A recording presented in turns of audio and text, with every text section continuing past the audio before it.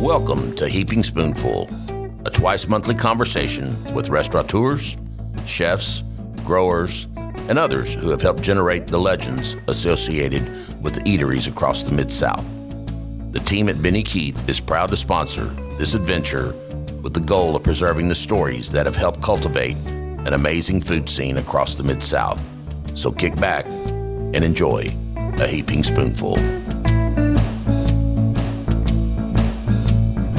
Hello, everybody, and welcome to another episode of Heaping Spoonful. Our goal with this podcast is to share the stories of the Mid-South's top chefs and restaurateurs with our listeners. I'm Kelly Bass, and I'm proud to be your host. Covering the restaurant scene is something I've done more on than off for almost 40 years. Most of that was writing restaurant reviews for Little Rock newspapers and then later Little Rock magazines, long before the internet was a thing, before anyone who gets on Yelp or TripAdvisor can tell you how they see and taste things. And now, thanks to the folks at Benny Keith Foods, I'm a podcaster.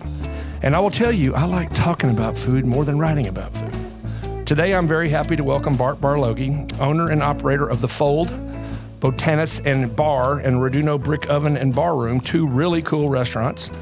The Fold is in the Riverdale neighborhood of Little Rock, Arkansas, and Raduno is in the growingly hip South Main district, also in Little Rock. So welcome, Bart. Thank you so much for having me. Glad you are here. So you opened the Fold in May of 2013 and Raduno in February of 2015, so really only 19 months apart. Let's start with the Fold, since we'll go in chronological order, and later we'll talk about Raduno because they're very different places in terms of look, feel, and cuisine. Absolutely. Well, let's go back another step. What is your professional background, and how did it lead to you becoming a restaurant owner and opening the Fold?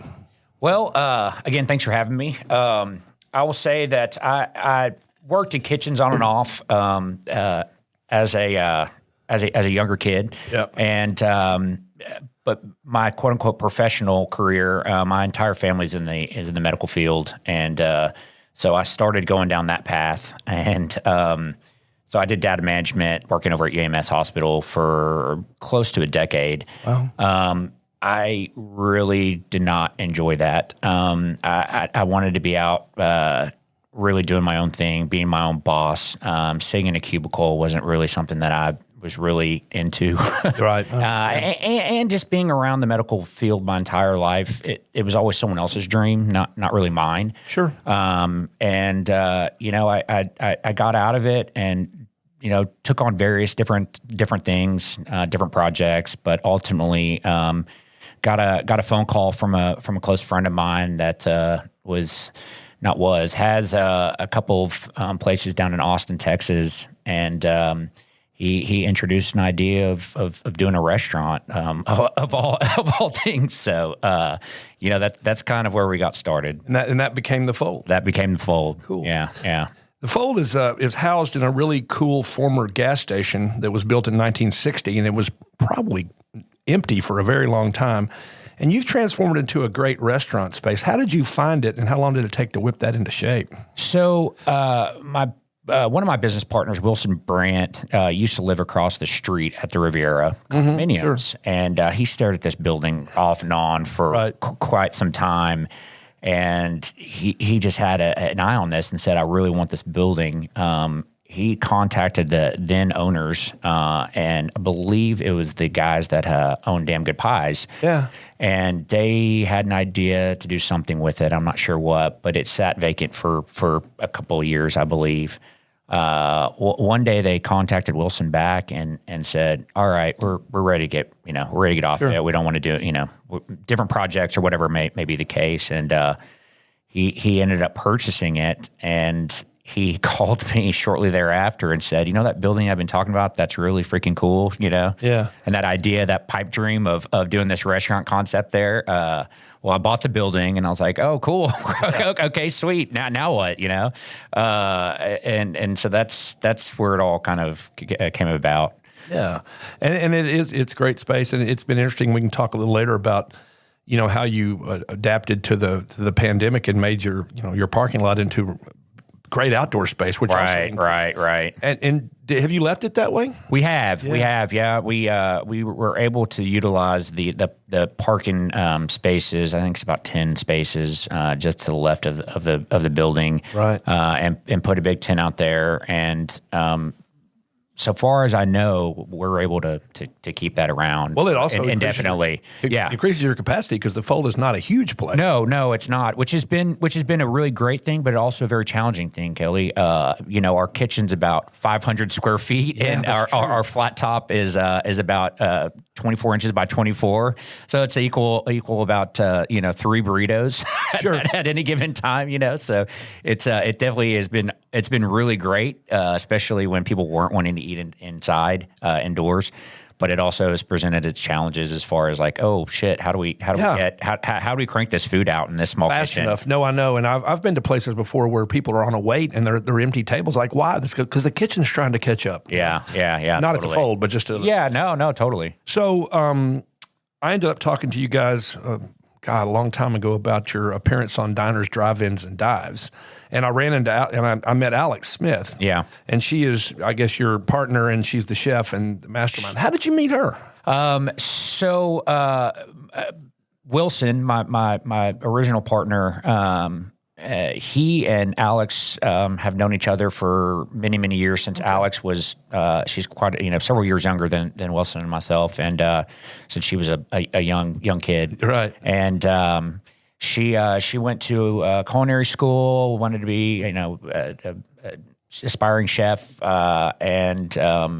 At the time, she was working at the Capitol Hotel, and we asked her if she would just come in and help navigate a little bit. And she was a line cook with us. And I tell you, I saw the dedication to her craft, and how hard she worked and how dedicated she was to detail and just making sure things were coming out right. And the rest is history. I mean, shortly thereafterwards, I looked at Wilson. I said, I really can't operate this business, as well as we, could without Alex, and shortly thereafter, I asked Alex if she'd come on as a partner. That's great. And that folks who aren't familiar with the Little Rock dining scene may not know that, the history of the Capitol Hotel and the great chefs and line cooks and everybody who's come out of there. It's a huge family tree. They learn their craft very well. Their commitment to perfection is great. And so she brought that plus her culinary school training to you guys. And again, I mean, there are a lot of restaurants that serve the kinds of food you serve that don't have a chef. You have a chef. Sure. Which is why it's also good. And, you have a large and diverse menu. It's hard to stereotype it, but I'd call it Mexican street food focused. And the centerpiece is an array of tacos. You've got 11 types, and you've got very diverse offerings. You've got 3 vegetarian, including one that's vegan, fish, shrimp, chicken, steak, pork, chorizo, even bison. I'm guessing Alex helped you come up with the ideas for all those, and are some of those the more popular ones than others? Yeah, she's done a great job in helping create the menu, and the two of us together just has spitballed ideas off each other. I think we are Mexican food inspired, but we're definitely not a traditional Mexican restaurant by any sense. And when people ask me, I try to make sure that's clear, because I don't want to, be insulting to anybody that we're trying to create a really, authentic Mexican restaurant here. Right. But yeah, she's done a great job with the menu. And I definitely have menu items that are more popular than others. Our steak burrito and our bison burrito, for starters, are big hits.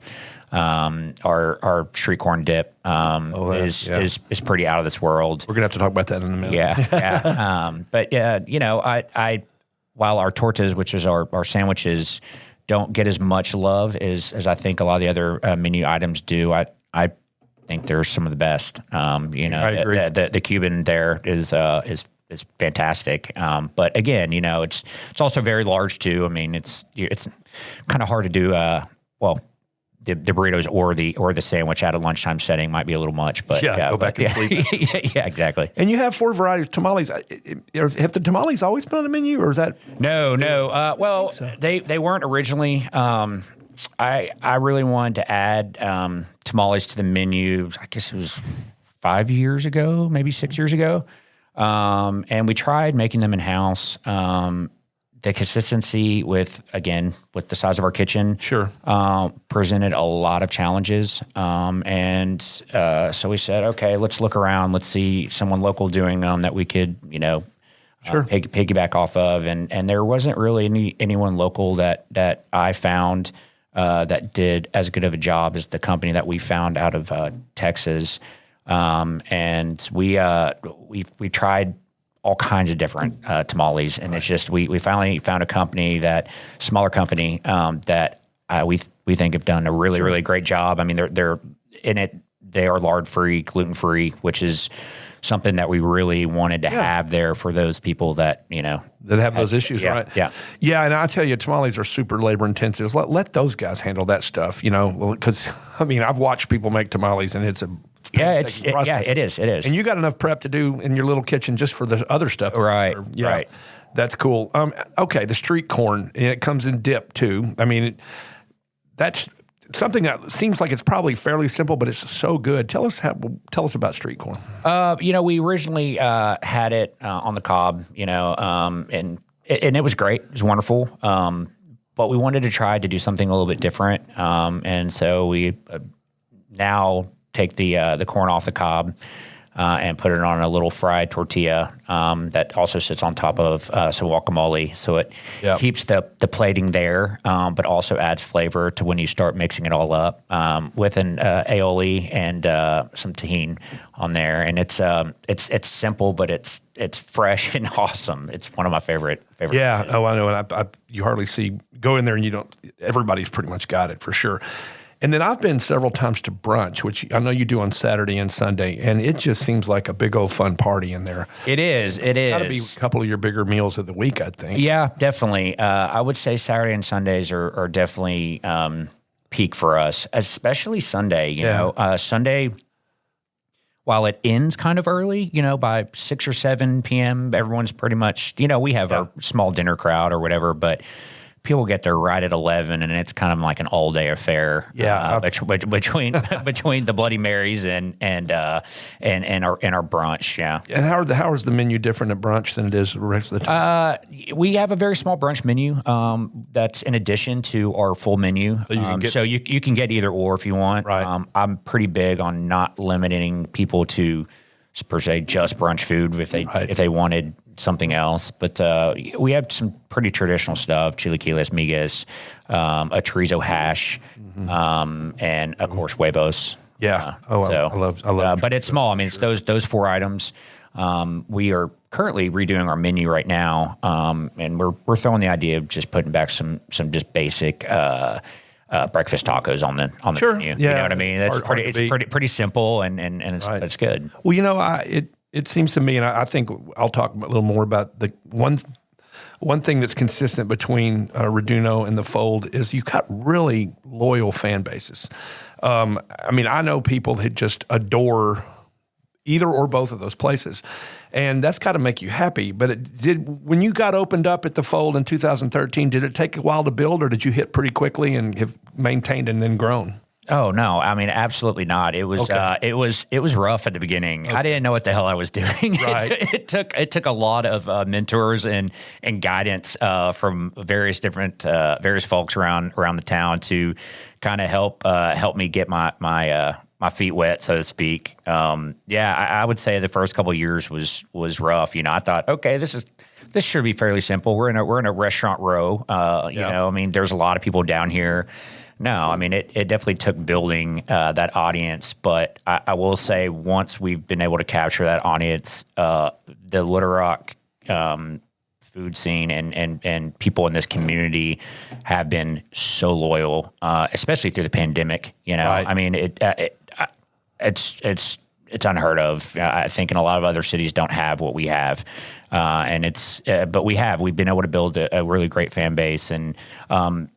But like you touched on earlier, I mean, Raduno and the Fold are very different. We do have some crossover naturally, but there's certain people that are diehard Fold, and there's certain people that are diehard Raduno. You know, there is some crossover, but it is two different restaurants. It's nice that you really don't cannibalize because it's not the same type of food and they're not the same neighborhoods. Right. But no, I agree 100%. And I will say that people, I think what the pandemic forced all of us to do is go like, oh my God, I might lose my restaurant that I love. I need to get out and support. Yeah. And we got so much, curbside pickup and thank you. Oh, and just, over tipped because I knew people were, I remember the last day we knew that places were shutting down and I was going around at Sticky's, which is right across from where I work. Yeah, my two favorite waitresses a couple extra bucks. It's just like, hang in there, we love you. I know. And then it was really scary. I know scary. It was.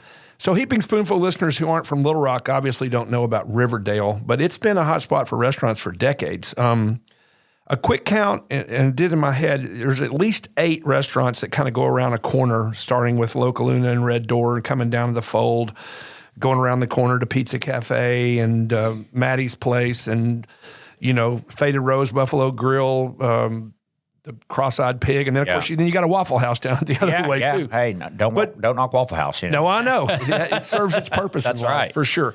But I would guess being part of a restaurant row, some people might think that's bad for business, but I think it's probably good for business. No, absolutely. It's great for business. And in fact, we were a little nervous about coming into an area that had restaurants that have been there for decades, and we, us being the little new guys on the block being like, oh gosh, we got to make sure that we're good enough to be in this, upper echelon of restaurants, that have been there for a long time. But no, I think there are some that view it differently of more competition is not good, which I don't understand that thinking at all. I think the more foot traffic, the better. I mean, when other restaurants down the road are slammed and they don't want to have to get in their car and go somewhere else. I mean, they just walk over to our place and vice versa, That's, as I say, it goes both ways. Right. We all know and love the Root in Jack Sundell, right down just a block away from a Raduno, and I've gone ostensibly to go to Sunday brunch at the Root and seen 40 people out the door, and I'm at Raduno. Yeah, no, totally. But sometimes Raduno's packed, and I'm going over to South on Main. Yeah. Because you said it. But I think, again, rising ship, rising tide lifts all boats for sure. Correct. One other thing, and I think you kind of have to do this these days, is that you have to focus on a cocktail menu. And I have had no better margarita than I've got at the Fold. Oh, thank you. I mean, very, really, very sweet. Really good. But I mean, who's the mastermind behind your cocktail program? Our cocktail program is headed by Sarah Rep. She's been with the Fold for going on 5+ years now. Sweet. She came on as someone that was I think relatively new in the more of the crafty style cocktail world, but she's done a phenomenal job in keeping it simple but also playful at the same time, without getting too crafty, if that makes sense. I mean, that kind of gets a little old in my opinion. But over the top. Right, exactly. But we have such a large variety of margaritas, and I think for a little bit maybe we had too many different choices on the menu. We actually came out with a new cocktail menu today at the Fold, which is great, and we're keeping it to where it's just 3 craft style cocktails and then rotating variety of margaritas. Yeah. Well, I sit and look at the bar, and I like rum, and I like dark rum, and I see nice dark rums at the Fold, and some places just if it's Bacardi Light or bust. I mean, or sure. A spice rum doesn't even count, so that's cool. Yeah. Well, listen, we're going to take a short break here on Heaping Spoonful. We'll be back in just a bit with Bart Barlogie of the Fold and Raduno, both in Little Rock, Arkansas. I hope you're enjoying this episode of Heaping Spoonful.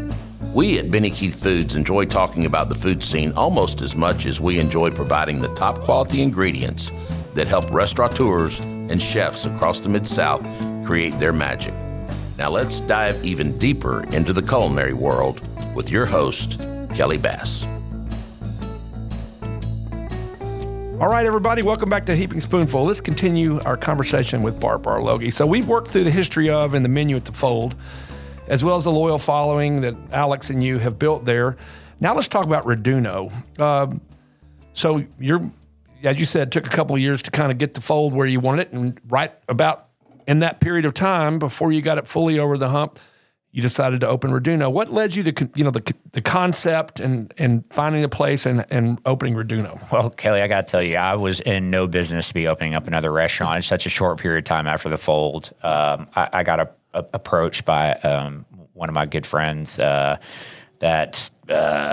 he found this or saw this awesome space in South Main district, and said, I know you've got the Fold and it's fairly new still, but will you please come take a look at this spot? And I got down to this particular location and this old shotgun style building, and what I think is one of the better neighborhoods in Little Rock. Without a doubt. And I fell in love with it, and at the time there weren't a whole lot of places left down there as far as building spaces to grow or to build in. Went back and forth on it, and I was going to be more or less a silent partner in this whole deal. It's because I had this fairly young restaurant already, Fold on my hands, and so there we went. Things went a different direction. You were not things went a different direction. Throughout the first year, 2 years. And I guess I had to step in and get a lot more present, which is fine, and I'm glad I did. But it definitely wasn't something that I originally was. That wasn't my plan at all. You were going to be a partner. Yeah, a partner, and be like, hey, someone. Yeah, exactly. Yeah, and it opened as Pyro, and then I know my memory is that there's maybe restaurants and pizza places in Memphis that called that. Yes, that's correct. We yeah. Well, no, we got the name, and the spelling and everything. Even the concept is very different than the Pyro that is, I guess, over in Memphis. I think it was or is a kind of a Subway style pizza restaurant. Oh, okay. Maybe Blaze or one of those that are a little bit more fast casual. Right. And they kind of reached out to us and said, hey, we're here. And we were like, oh, gosh, we had no idea. Different spelling, different everything, really a different concept. And we were just freshly into our first year and didn't want the confusion. If we ever wanted to expand or do anything, it was just like, let's just cut the cord right now. And that was tough. That was one of the harder things I've had to do. Because, even though it was just a year into business, I felt like we've already created a pretty strong brand in such a short amount of time. And then having to change it overnight to something was hard. And going back and looking at the press and the different things and the food bloggers, people were confused. And is it closing and they're opening a new place? No, it's the same place, same people. Everything was the same except the name, new literally. Logo, And who came up with the Raduno? I worked with my friend Isaac Alexander over at Eric Robin Isaac. He helped me with the Fold as well. Sure, they're really good at what they do. They're geniuses over there. And market. In brand. Yeah, brand building, and also Isaac's maybe one of my favorite musicians. 100%, 100%. Great guy. And so he and his team over there helped out, and we were able to flip it pretty quickly and just don't look back. You know. Well, and it's such a nice space, and I'm so comfortable in there, and I'm also comfortable at the bar, and I've spent much time. My wife Ashley has a booth at South Main Creative, which is a block down the street next to the S.D. Purse Museum, and so sometimes she's down there minding her booth, and I'm minding my own self at the bar. But talk about the floors in there, because it's the coolest wood, and it's got an interesting story. It's funny. A lot of people go in there and think that those are the original floors in the space, and no, they are not. Those we actually installed ourselves. They come from old tractor trailer beds. That we repurposed and laid down, and I was so lucky that someone brought them to me and said, hey, we've got these, old tractor trailer beds. And, when we first got them, they were completely black, and thought, and I was like, what are we going to do with these? We started sanding them down and putting a finish on them. And I was like, oh my gosh, these are incredible, Really are. And I think they're a little bit harder to come by. The only thing I will say about those floors is they've been very hard to. The maintenance on them has been very difficult. We've had a couple of water issues with Midtown Billiards catching on fire. That was a problem. And our air conditioning has leaked a little bit and created some buckling. So we've had to go through and redo them, which has been a little. And did you all just build that bar, or did you just buy it as it is? Oh no! Everything in there was built. I mean, it was just a white box when we got there, and we built everything from ground up. Yeah, and I'll say that again, the menus are not similar. No. But there are common characteristics you have, besides you being one of the owners of both, is that, commitment to fresh ingredients, a lot of creativity, really good cocktail programs. I mean, and really loyal fan bases. And everybody sees you in both places.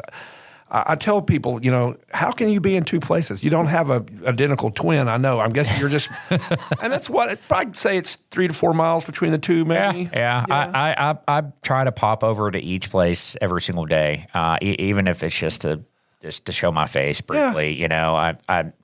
The staff that we have are fantastic. I mean, there's no worry there. Everyone's doing what they're supposed to be doing and doing a really good job. But I want to show my support, and if anyone needs anything, albeit something simple to something larger. And fortunately or unfortunately for all of us, we have these phones, and so you're right. Anytime, any place at any time. Yeah.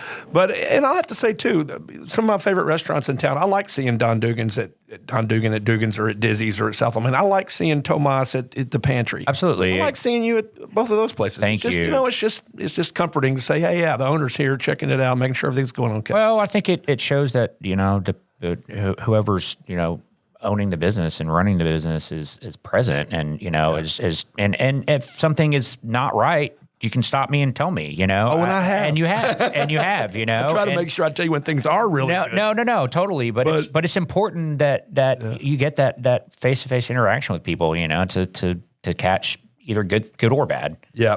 And we talked about this earlier, that some people, and we love both, but I'm at Raduno probably 4 times for every time I'm at the Fold. Yeah. For some reason, one reason is because Ashley's little business is down the street, but also just because we just love the place and the food and all.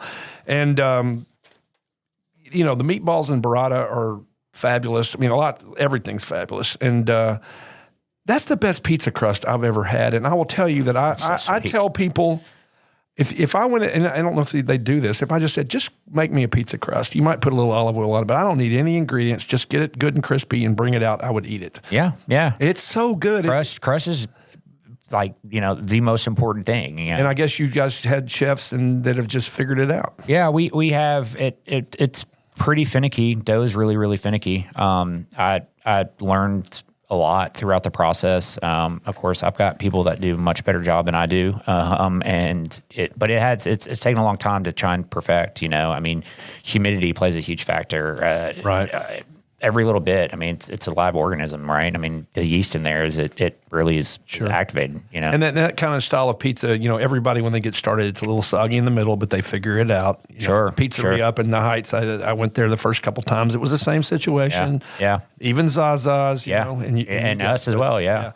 So the meatballs that I keep talking about, do y'all make those? Or we do. In-house? We do. Yeah. Mm-hmm.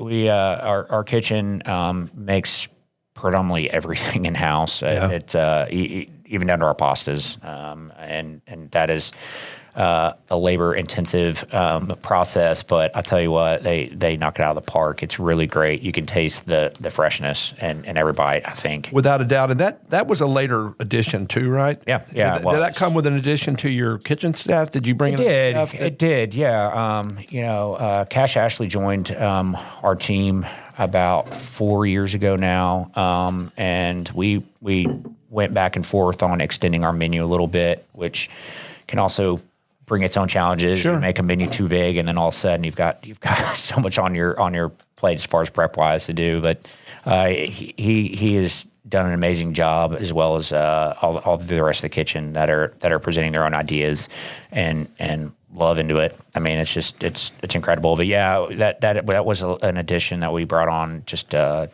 couple years ago, I believe. Yeah, and I will also say that just as brunch is huge at the Fold, brunch is huge at Raduno too. Brunch is huge at Raduno. Yeah, it really is. It's a bonkers Saturday and Sunday, and it's fun. The energy in there is great. Yeah. And it's banging, you know. So I didn't realize people love brunch here in this town as much as they actually They do. And you go ahead and close. I mean, Saturday you're open because you're staying open until dinner, but Sunday you shut it down about 2 or 3, right? 3 o'clock. We Yeah. we open an hour early at 10 a.m. Just to get people in there that want to get an earlier start. And but by 3 p.m. we're done. Well, the nice thing too is that you're closed on both places on Mondays. On Mondays, so people get a little break. Now, naturally, I know in restaurants that are closed Mondays, that's the day you order and you're doing the books. And I mean, it's not like you're just like maintenance, chilling, maintenance, anything that Cleaning, has broken over the weekend, you know. Right. So Yeah. You also have incredible Italian beef. That sandwich is stellar. it's pretty tasty. Oh, it is. It's mouthwatering. Yeah, I think I used to see it on a pizza. I don't know if it's still on. We used to have it on a pizza. We've taken it off just as we've changed things. You know, we look to see what's moving, what's not moving, and go accordingly. Oh, that makes perfect sense. And again, we were talking about the pastas because, again, besides great appetizers, salads, sandwiches, and pizzas, you've got fettuccine Alfredo, spaghetti and meatballs, chicken parmesan, lasagna, and braised beef. And again, that features the beautiful pasta that came on board. And again, just like the Fold, you have a heavy focus on craft cocktails. You have great wines, including some draft wines, a wide variety of craft beers. I'm always checking the chalkboard behind the bar. And so the menu says that program is run by Marcus Fisher. That's correct. And tell us about Marcus. Marcus has been with us for a couple of years now. Before that, he was at Atlas Bar, RIP. And I know that before that, he was at the Flying Saucer for many, many years. Okay. He's got a good eye for good beer. Yeah. And he's got a pretty great lineup there. And we're lucky, like a lot of cities are. Ashley and I went to Asheville, and it's like one of the founders of the craft beer. Oh, yeah. But we got a strong lineup, and you guys feature them. I love going around to different restaurants and bars in Little Rock and seeing the different Lost 40s and the Flyways. And absolutely. Stones Throws and that. People always say to me too, Bart, you're not really a huge beer drinker. Why do you have 20 tabs? It's like, it's not about me. No. It's not about me. It's about what everyone else is wanting and seeing. What they want to buy. Exactly. That's true. Well, you're doing a great job at both places, and I really appreciate you being our guest on Heaping Spoonful today. Best of luck in all you're doing with the Fold and Raduno, and we appreciate all of you listening to Heaping Spoonful today. Remember, we post new episodes on the first and third Tuesdays of each month. So please go check out some of the ones you've missed and keep an eye and an ear out for the new ones. Goodbye, everybody. Have a great day. Thank you so much. We hope you enjoyed this episode of Heaping Spoonful. On behalf of all of us at Benny Keith Foods, Mid-South Division, please know how much we love connecting you with the legends of the culinary scene and their unique stories. I look forward to the next time we can offer you another Heaping Spoonful.